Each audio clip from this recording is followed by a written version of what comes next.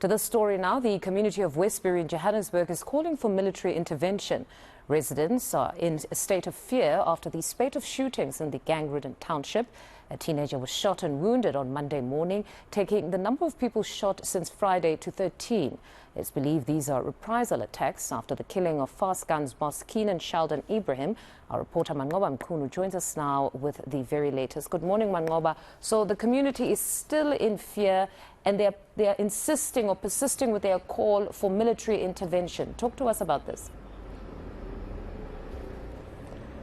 Indeed, Fundo, many community members here are still, fearful, and they've been telling us, in fact, this morning that they don't think that the violence is over yet in this area. In fact, some of them have been passing here and just, also asking us just to also be safe because of the situation here. It still remains quite volatile, and we understand that these tensions are still high here in the community. Of course, following those shootings that occurred over the weekend, there were 6 incidents that were reported to police, and of those 6 incidents, we understand that 13 people were shot, 2 of them died, and 11 of them have been rushed to hospital. The latest incident happening yesterday morning, Fundo, around about this time, when an 18-year-old boy was shot just outside his home. We understand he was shot in the upper body and he was rushed to hospital by community members. And we know that police say that they are here on the ground. They are monitoring the situation. There are teams that are here on the ground. And in fact, driving around, we saw quite a lot of police here on the ground. It's Johannesburg Metro Police Department officers. It's the South African Police Services that are here on the ground.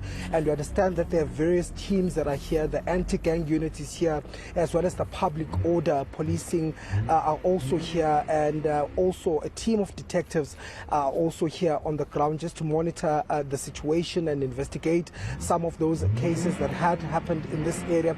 But of course, when you speak to community members, they tell you, Mfundo, that they still don't feel safe even walking on the streets. In fact, they are telling us that some of the schools here might also be affected. There were notices that were given at some of the schools for pupils not to come to school due to the safety issues that have been raised in this community. Of course, the biggest fear is the fact that when these shootings happen, some people may get caught in the crossfire. There may be stray bullets that may hit some of those community members that are on the streets. And you recall, of course, Fundo, that this is what had been happening before here in Westbury, where some of those that had died in such shootings were innocent bystanders. People were walking on the streets, and people were really not involved in any of the wars that had been taking place here. But what we do know at this stage, and this is according to what police are telling us, is that these incidents are gang related.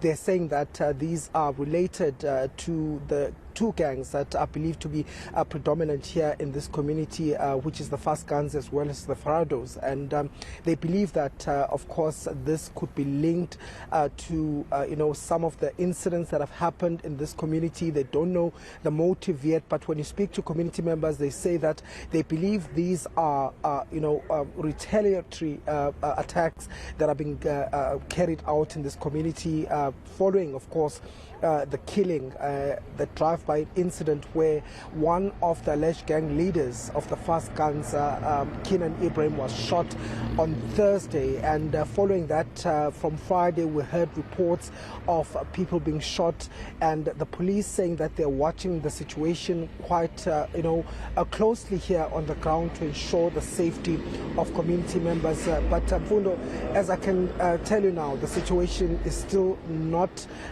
better off than where we were yesterday.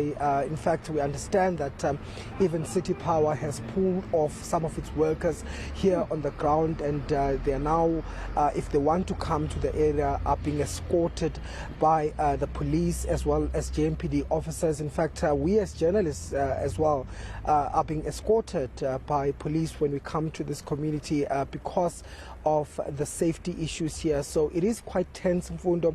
The situation still remains quite volatile, and definitely many community members, some of them who have come to us this morning, they've spoken to us off camera, telling us that the situation does still remain dire, and that really they're hoping that something will be done, and asking whether there will be some sort of intervention that is going to come their way. Of course, some of them have asked for the army to be deployed, saying that this is the only way that they can ensure that the violence is curtailed in this community.